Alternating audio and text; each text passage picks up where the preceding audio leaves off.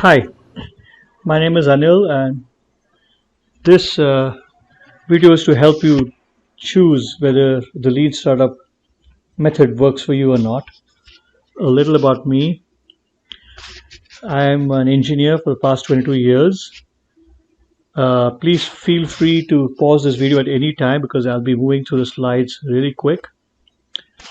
I set up a company in 2006, successfully um, commercializing it, and eventually exiting the company in 2013, and since then work in the telecom space. And I also serve as a mentor to startups. And one of the common questions we have is regarding scale, growth, and funding. And what I find useful to many of these startup entrepreneurs is to go through a disciplined approach. Any approach which is used with discipline is a good approach, and this is one of the good approaches.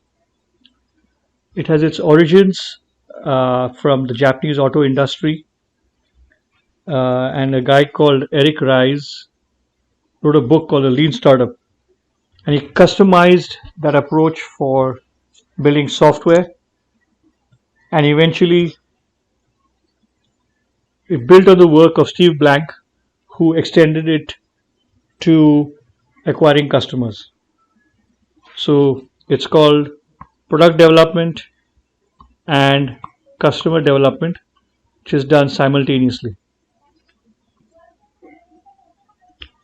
So, is it useful to you? Well, these are my 4 rules on deciding whether you should use this approach or not. By the way, a startup here could also be startup of a business within a large company, because entrepreneurs can be inside large companies as well. So, when you're starting any business, you're going to study a competition. If you find most of the competition are not using the lean method, I would say be a lean startup. That's good for you. If it's the other way around, if then do not be a lean startup. What about if half your half your competitors are lean and half are not? Well, then it doesn't matter what you choose, right? But when you're the chances are you might be a first mover, right? Or so you have really have not much competition in the space you are in. Then I would say be a lean startup, start off, and then later you can adapt, right?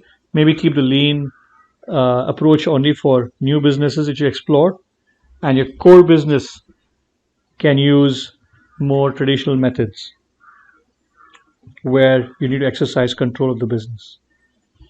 All right. So, what are the challenges faced? So, I already told you this approach was made for software-based products, SaaS-based products. It can be applied to creative products, media, new media, internet, search, e-commerce. But if you are building a new cooking device, this probably is not going to be not that relevant for you. Uh, the other challenge, which is very hard to get, is when should you give up a certain experiment and pivot, which is another word for going to another in a different direction. So it's hard to get it right. It comes with experience, but if you speak to people who like solving really hard problems, like eradicating malaria or trying to get man to the moon, people who come from a background like that would say that you're giving up too easily, you're giving up too early. So there is truth in that, but remember, startups are always looking for quick wins because you have limited amount of time, limited amount of resources. Unless you're going to get your quick wins, you're not going to be able to get enough of a commitment from other people and it's going to be very hard for you to scale, because you can go fast alone, but if you have to go really far, you need to take a lot of people along with you.